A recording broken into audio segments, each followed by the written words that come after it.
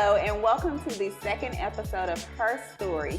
I am here to share stories of empowerment of wonderful, amazing, just regular mamas that's here to share and empower you with what they've been through in life, honestly, what their journey has looked like. So I'm happy that you're here to share it with us. I am Nurse Co, owner and founder of My Mommy, My Baby, your maternal wellness service. We serve moms of any age children, and we are here to help to serve you as well if you like. We are home of the signature Thrive Mommy coaching program. If you don't know what that is and you're ready to discover your identity in motherhood, go ahead and click the link below and join in. With that being said, let's get into this interview. So, Thea is the only girl of 4 siblings, daughter and loving and devoted parents, because we need that in life, mother, supportive friend, a serial entrepreneur. We're gonna talk about that a whole lot. Thea Turner Smith has many roles. She is unequivocally notes the foundation of her role she plays as being a believer and a worshiper of Christ. That is her background. Thea is the owner and founder of Solux Beauty Cosmetics, a company that marries high quality glam with the easy to use products, along with operating as a freelance makeup artist. She does all the things, y'all. The author of Birth From Your Heart, this amazing book. It is on Amazon. The link will be below as well. And her journey of purpose living continues to lead her on a blessed adventure. As a certified health coach, she cares about her health. As you can see, that girl is glowing. Okay.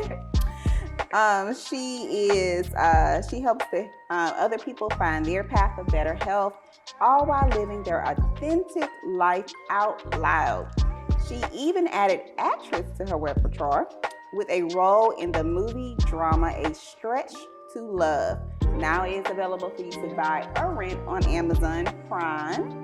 And through the many hats that she has worn, Thea has learned that if she remains open to the lessons and trusts the process, she will always find herself in the midst of tremendous growth, because that's what we need to do, grow. No matter her role she's playing, her purpose remains rooted in equipping and empowering frustrated moms to shift into alignment with what best serves them and ultimately will serve their family. So welcome, and thank you for being here to share your story today. Thank you for having me. Do you have any nerves about it, or you feel like, okay, let's just get this out, girl? Definitely have nerves. Being here on the first set, but behind the scenes, and now being in the chair is very different. So it's very different. Yeah. Thea did my makeup. She was my makeup artist for the very first one. So if you haven't seen that one, go back and watch that one too. And she took some background shots, and she was just amazing being here. And you know what I said? I said, girl, come for the second one and share your story, because it's amazing. I want to hear about it. And you want to hear about it, right? Oh, thank you. Well, thank you for being here. So the first one is, I know we talked about them a little bit, but what are the current roles that you play as a mom and as a woman in general? Because first of all, we are women before we even moms. We just kind of go into this motherhood thing and think that that's our whole being. Yeah. But that's a whole issue in itself. Yeah. But what are your roles as a woman? So as a woman, like you said, a worshiper. I am a believer in Christ first. I am a daughter, I'm a sister, I'm a friend, I am a CEO to a beauty company. I'm a health coach, and I'm just all about improving upon myself and other people around me. So that's priority for me, just being healthier and better all around. An actress now. Yes. I'm in and season. She's good, y'all. I'm in a season of saying yes to growth. So that's who I am as a woman. And I think motherhood is a catalyst for that. That's beautiful. Let me ask you, does growth feel good? It feels amazing. It hurts too, though. Yes. It hurts too. It's uncomfortable. When you feel that little fear thing, you know, because we all have it. You know, people think that just because they see me doing different things that I don't have it, that fear creeps in too. But I say, girl, shut up. Yeah, okay. When they come in, okay. we still doing it. Yeah. So do it anyway. And that's where growth happens. Yes. Yeah. So I love that. I love that. Okay. So you have a daughter. I do. Tell me about Sanaya, and we'll have her on the screen too. So go ahead and look at how beautiful she is. She's gorgeous. That she has raised, and just kind of tell me about your unique experience into motherhood, a little bit about Sanaya and what that looks like. Yeah, so I have a 14-year-old. Wow. Right? So I've been mothering for at least 13 and a half years at this point. And the way my experience is unique is that I did not birth her physically. I birthed her from the heart. And so that's how my book came about.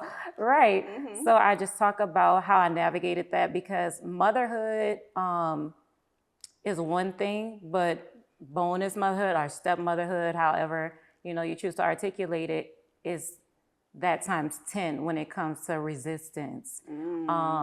Outside entities and having so many hands in the pot that you have to kind of you have to reel yourself back in. You have to change your mindset or shift your perspective about a lot of things. It's very humbling.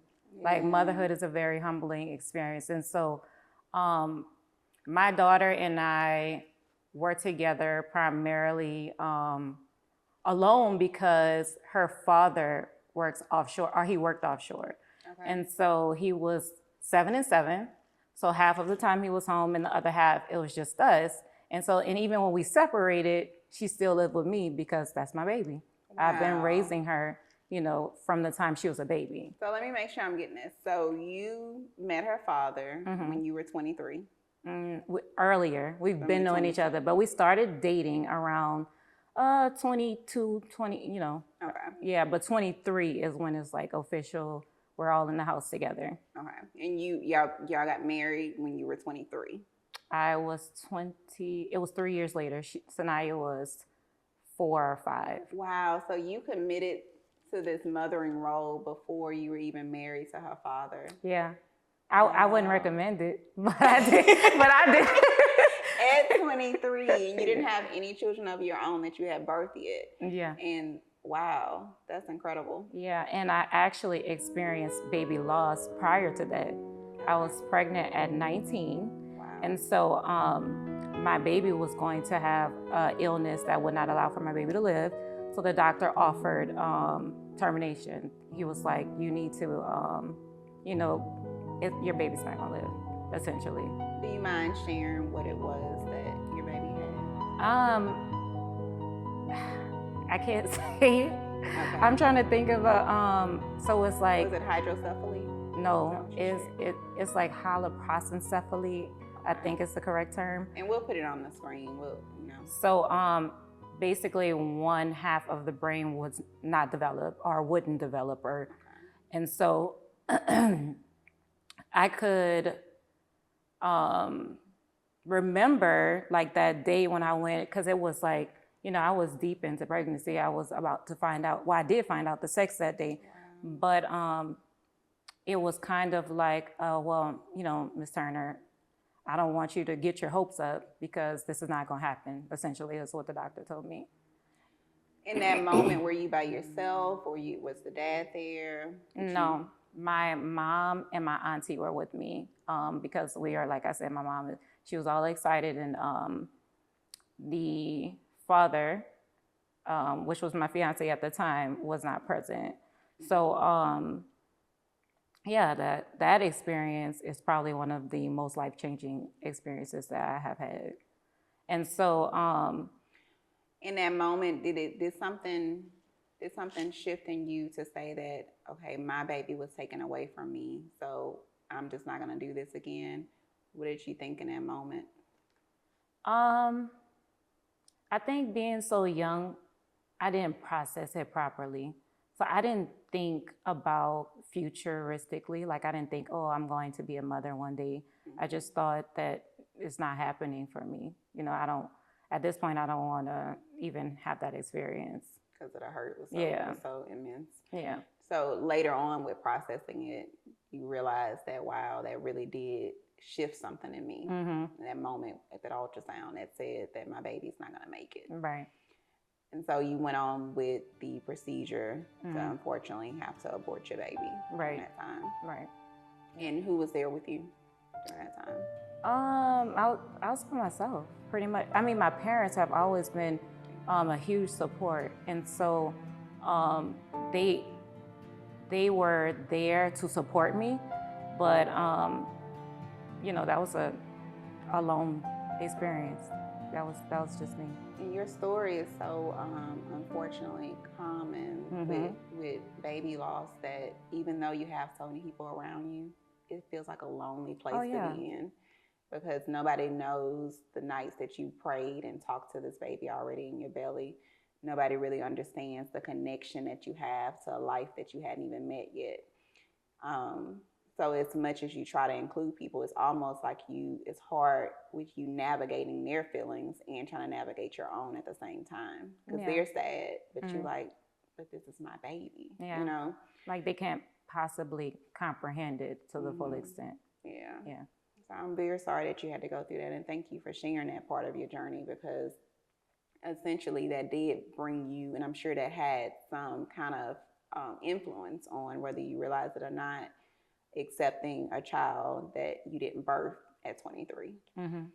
Did it feel like that did you think about your first baby when you first started kind of mothering Sanaya, because she was 6 months at the time, right? Yeah, not fully. I think later on I did, when I realized how much mothering entailed. I kind of realized I'm having literally the same experience that I would have had, because there was nothing that I was not doing that a birth mom doesn't do, from doctor's appointments, speech appointments. She was in every single sport, dance, soccer. And you was by yourself for half of the time doing that. Yeah, half of the time her dad was offshore, and so the other half, it was me. And so it was almost like my previous experience, it gave me a glimpse, I guess, of what I thought that was supposed to be like. Yeah. But also, if that didn't happen then, God wanted it to happen when he wanted it to happen. And so. Yeah, it's like he redeemed it almost. I think that's amazing, because I've seen you with your daughter, and nobody would ever imagine that you did not birth her. Yeah. The connection is unreal. She's a mini me. Yeah, she adores you. It's scary. It's amazingly beautiful. Okay. And tell us about, because even Sanaya's story is beautiful in the sense that her mom unfortunately wasn't there for whatever reasons, and her dad working offshore half the time, and having you step in as her mom. Just kind of give us a glimpse of like what Sanaya is like, her personality, her accomplishments already. Like, give us a little bit about that. So she is incredibly smart and talented. She, like, her comprehension level at a young age, because that was the person I talked to majority of the time. It was like, girl, how do you even, like, where do you get these thoughts from? Yeah, a little She's adult. Really progressive with her thinking. Yes. Her teachers have even said, like, she's an excellent writer. She's like, Mom, I'm gonna be an author too. And so if you know Sanaya, you love her. She's very witty. I'm laughing just thinking about like our conversations, because I had to have some conversations with her very early on that I didn't expect to have until later because of her development. And so she's really just a brilliant child. And like I said, we're very similar, so sometimes we clash. But she's amazing. She is amazing. And the fact that even after you and your husband unfortunately divorced, or fortunately, because honestly we look at divorce like it's such, a negative thing, but sometimes it just didn't work, So Sanaya you chose for her to still continue to live with you. Well, her dad and I made the decision. Yeah, we came to the agreement that, that is what we were all accustomed to. Like, that was to make sure she maintains the same lifestyle, has the same opportunities. We decided that it was best for her to stay. And of course, like I said, that was our whole life anyway. We've always been together. So that's amazing. That's yeah. incredible. You are an incredible woman, and if you haven't gotten this book yet or are thinking about it, that whole story is in here, and you know, from the beginning to the end, and just incredible, like the journey, and just some tips about single motherhood, right? Yeah, not necessarily so co-parenting. Co-parenting and yes. Motherhood about filling your own cup, you know, pouring into yourself, because a lot of times we just hit the ground running and we don't really take the time to figure out like our purpose in life, what we are set out to do, because motherhood is a huge task, but there are other things within that journey that we need to pick up, and also to stop focusing on things that are not going to matter. Like I have in my book, and I always got to refer back to it. I have in my book. Because when God gives you something, isn't it incredible when God gives you something, you write it and you put it out there and you be like, man, that is good. Like it's almost like you got to refer back to it to remember what He gave you to put in there. Yeah. So it's like if it does not, if it's not going to serve you 5 days, 5 months, or 5 years from now, do not give it more than 5 minutes of your time. Ooh. And so that right there, and it speaks to me, because I have found myself in the experience a lot of times giving my energy to things that were not going to matter. Like, you know what I mean? Like trivial things, like where's she gonna be for Mother's Day? Well, every day was Mother's Day for me. So, you know, it wasn't really relevant. So I had to kind of reel myself, check my ego, like, girl, it doesn't matter. It doesn't matter. Society puts so many things in our ears that we think that we have to give energy to and, you know, our attention to. And it's honestly a distraction. It distracts us from our purpose. And I'm really big on pushing self-love is the best love, because if you love yourself fully first and understand what you need, then believe it or not, everybody else will get your overflow. But your overflow will be enough for everybody else. Yes. Self-love is the best love. So essentially, birth from the heart, self-love is the best love. Yep. All right. So tell us, we're going to get into these 5 life experiences. We know that life is built up of moments. You know, moments shape who we are. And I know you talked about one moment, so we don't necessarily have to go back to that one. But give us 4 more just life moments that's kind of brought you to where you are now, that's really made an impact on who Thea is. So, like you said, we talked about baby loss.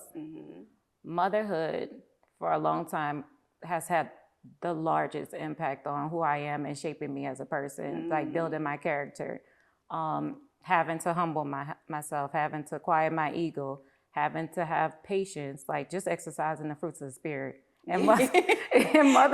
It does every fruit, especially that patience part. The patience part is huge. So I feel like that has equipped me for jobs. You know what I mean? Wow. Like multitasking and motherhood, and how you have to, you know, you have to figure it out regardless. Like if it's just me and you, we have to figure it out, you know? And so another thing I think that has impacted me is living in a different area. Like many people don't know this, but I lived in Orlando for like a semester for school, like the end of my college. I went there and finished my semester there, but just like being on my own. And like, I'm from the country. And so. Where are you from? People don't know what this is. Beerus, Louisiana. Beerus? Yeah. And where is this? So the toe of Louisiana, toe of the boot, that Plaquemines Parish is way down there, like in the center of the Gulf. Wow. Yeah. So from that little tiny town has birthed all of this great Yep. Wow. Yep. And so living on my own, but I've always been like that. My dad was like, I'm his adventurer, you know. And so I travel a lot, and I think traveling and living in a different state has made me expand my horizons and made me realize that there's more, you know, out there, and God wants to do more, you know, within my life. People don't know. You don't know what you don't know until you see it. So that's why it's so important, even in your children's lives, to help them to see the world and see how other people live and see how other people experience life, because you get stuck in this box, and then your mind, you only can go as far as what your mind can tell you you're gonna go. even in adulthood. So Yeah. your mind has to be open to it. Yeah. That's been my prayer lately. It's always my prayer, but really lately, like, God, give me a mind like yours. Because, his mind is infinite. So I want to not think in the confines of what I think is possible in my life anymore. Like, I want miracles. Yes. I want to be able to say, God, we didn't know how we were going to whatever, and God gave us a mansion. And Listen. they just gave it to us, Okay. favor. So that's one of my favorite scriptures. He's able to do exceedingly above all that we could even think ask or act. Yes. I think I texted true. that to a friend the other day. I said, has God done the exceedingly abundantly yet? Because she's going through some financial issues and stuff like that. Because it's going to happen. Oh, yeah. Most definitely. It's going to happen. And also you have to recognize that sometimes seasons are meant for your good. We look at it as an attack all the time whenever we're going through things. But he puts us in seasons, usually like more of a pruning season to get something out of us, more like in a character, or it could be a dependence on him or increase in faith. And so believing that even as you walking through the desert, you're not deserted, holding his hand, you won't fail. Don't let go. That's good. Don't let go. You're giving us nuggets today. She dropping nuggets today. I love that. Okay, so what's your next one? I think perceived failures. So things such as being fired. I've been fired from a job more than once in my lifetime. I've been working since I was 17. So I think that has shown me that nothing is truly a failure. And a lot of times in motherhood, you'll feel like you're failing. Most of the time. Especially when you see all the perfect moms, making all the cookies. They seem like they got it all together, but at night they crying too. Okay. I've been that, making the bunny rabbit peanut butter sandwiches for school and the class the next day, and at home just like, oh Lord, Jesus, help. You know what I mean? So, but perceived failures though, really opportunities for growth. And so I feel like I'm not scared to fail as much as I was before. And believe it or not, that's where your growth happens. That's when you can fly, because you're not scared that you're gonna fall on the ground, because you know who's there to catch you. Yeah, that's how I got in. That's how I started, or I did the acting role, because I was just like, why not me? What's the worst that can happen? What's the worst that can happen? If I don't do well, I won't get called again, or they will take my part out. If I do well, people will be knocking on my door. So, you know what I mean? I don't lose anything. Tell us the name of the movie one more time. A Stretch to Love. A Stretch to Love. Yeah. Okay, so A Stretch to Love on Amazon. Y'all go and download it. Yep. Okay. And so, definitely failing forward in life has helped me. Did you say failing forward? Failing forward. Wow, I like that. I'm gonna use that. Yeah, that's free. Okay, thank you. Look, you get that little bit for free. I get that for free. Failing forward. Okay. Yeah. How many was that? So that was 3. So we had, unfortunately, your baby's loss, motherhood, failing forward. Oh, traveling and living outside of the country or the state. What else do I have on here, girl? I'm sorry. No worries. Look, it was hard to remember all of this. It truly is. And the fact that you are willing to come on here and share it with us, we are just grateful. So look at your phone. Okay. Having major surgery. I had major surgery when I was a child. And so that type of pain, and it's something that I carried through life, like I've been self-conscious about things because of that surgery. And so I think that has impacted how I respond to people. You know what I mean? Like, so even, first of all, I don't like being front and center, but not even in that way. Like, I think that I'm more empathetic towards people because of having that experience. So if you don't mind me asking, what was the surgery and what year did you have it? Back surgery in 98. Okay. It was before I think I was like 11. Okay. Yeah. Was it like scoliosis surgery? Okay, so you had really bad scoliosis as a child, and they corrected it. Did they put like pins and things? Rods in your spine. Okay. Does that affect your back and stuff like that even like till this day? Not Pain or anything? No, I've never had issues as far as pain or anything. But now that I'm getting older, I feel like everything hurts. Tell me about it. Tell me about it. 'Cause how old are you, Thea? We forgot that you would say 36. that. 36. Yeah, 36. Look, once you get over 35, It's y'all, over. your knees don't be the Knees same. feel different. It's not. It's like an instant thing. It's too. not like Megan anymore. Yeah, It's not. like one day you Megan, and then the next day you not. You're not. Yeah. It's just overnight. And so I don't think that I have issues. I don't know, because everything hurts. I don't know. So was that experience, the fact that you had to have surgery as a child and then go to school? Did you have to go to school with a brace or anything like that? No, I actually homeschooled myself for a year. Really? Yeah. I mean, the resilience, the independence, really? Yeah. Who homeschools themselves? Well, I had teachers pop in after school every now and then and like, oh, I got a test to you, but. Wow. Okay. Interesting. All right. So now that, and I believe I just want to go back for a second. So you've had all these life moments. And also, I think you didn't talk about your health journey with your weight loss and nutrition that's and super working out. impactful now. Yeah. Mm-hmm. So tell me about that a little bit before we. That really changed my perspective. So starting my health journey and becoming better and feeling better and like actually seeing results of looking better made me. How much, and I want to say this, health is not always about weight. No. It's really about the mindset shift and about putting healthy, nutritious things in your body that your body can fuel on and be able to, have longevity. Absolutely. But as a result of eating healthy or eating different, many times you will lose weight because now you're not putting all these empty calories into your body. So anyway, but how much did you weigh before and how much? Really? You don't have to say that? You don't have to say. No, we can say it. We can say How it. much did you weigh before? So I was 190. So 190 before. Yeah. And then now you are a size 8. 8. That's incredible. That's incredible. Yeah. Okay.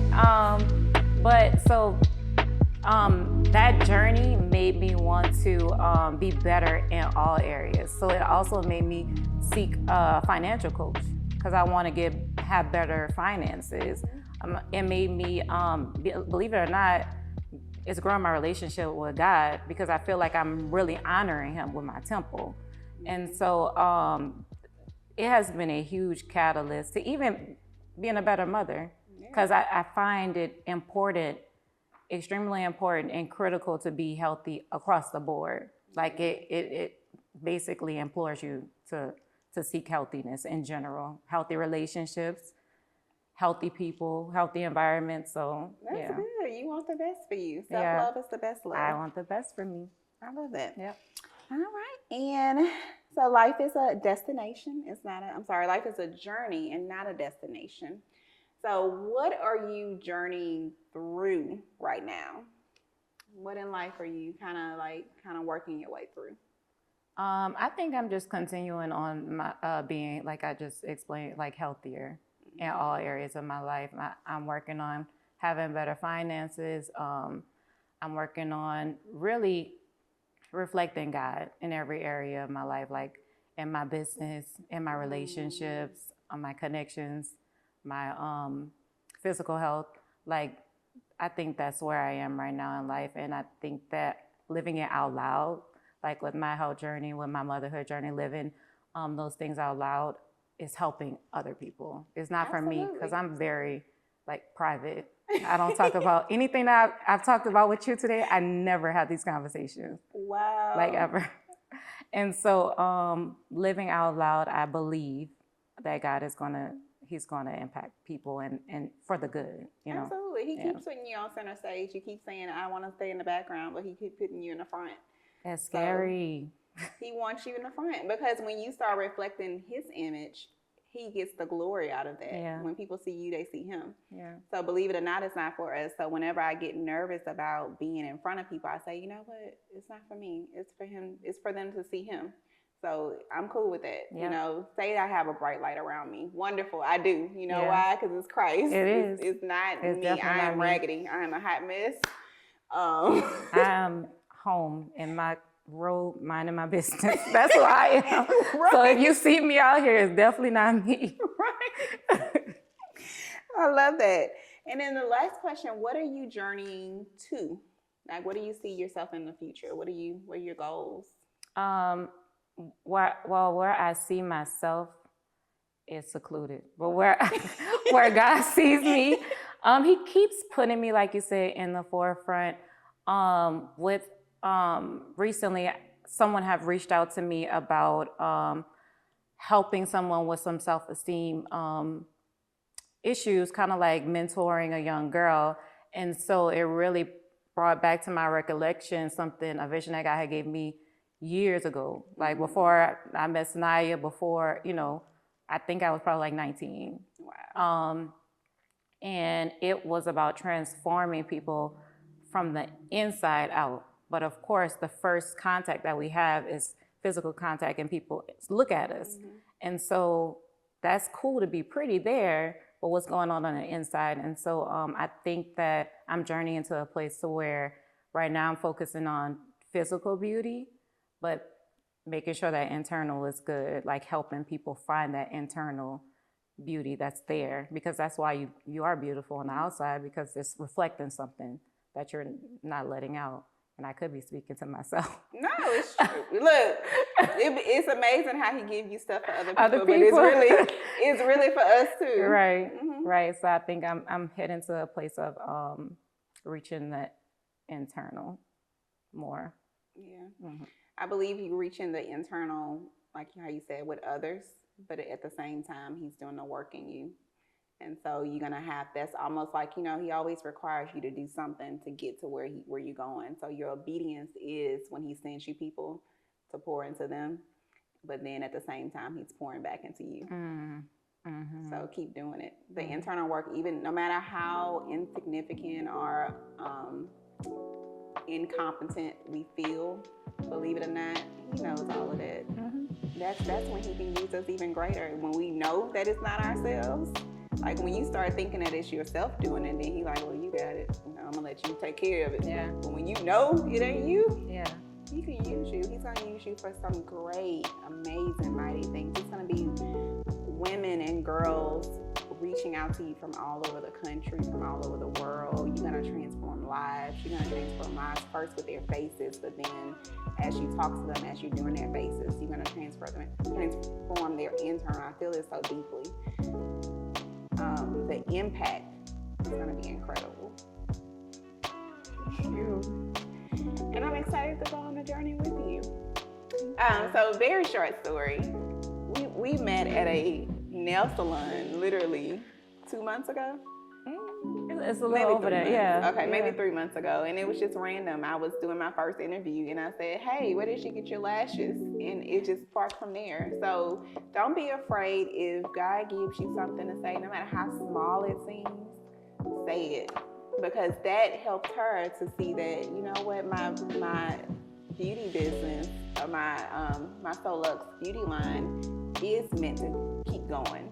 Somebody is noticing it. God is noticing it. That conversation is crazy because I literally had just said a prayer probably the night before, like, God, do you want me to stop this? Like, am I wasting my time? And the first thing you said to me was, your lashes are so pretty. Where'd you get them? I'm like, girl, you're sitting across the room. What are you talking? Like, can't you see my lashes?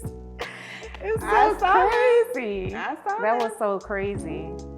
So yeah, it's definitely going to impact people, continue to impact people. So, but even greater because now you're surrendering to Him is even deeper. And the more you surrender, the more He can use you. So keep going. Keep going. Thank you. And the last thing, thinking of your life, what inspires the greatness in others? What about your life has inspired the greatness in others or will inspire the greatness in others, you think? I think that my imperfection and my resilience.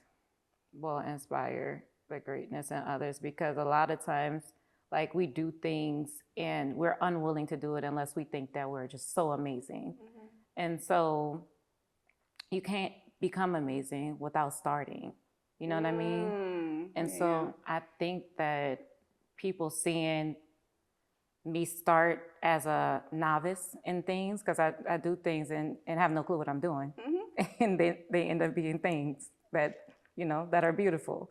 And so that I think will inspire people. And the fact that I don't stop. Like, just because one thing didn't work or is not working right now doesn't mean that it's not going to, or it's not what you're called to do. You just have to persist. And I think that I'm definitely a person who could have every excuse in the book not to persist. Like, I've had, you know, loss. I've had trauma. I've had surgery. You know, physically, some things I shouldn't be able to do, but you're doing it. I do it. And you keep doing it. I do it. The clarity comes in the journey. I always say that. The clarity, like at first, when God first gives you a step, it seems real fuzzy, you know, and you take that first step, and then as you walking, believe it or not, the vision gets a lot more clear. But you got to take those steps. A lot of people think they got to have the whole vision before you take the steps. But if you waiting on that, you never gonna do it. You're never gonna move. Because that's part of the faith journey too. That your faith is increased when you just free falling on God. When you in that water and you can't really feel the bottom and it's getting a little deeper, you gotta just believe that He got you. Yep. And that you keep going. Yeah. So, and He carries you then. Yeah.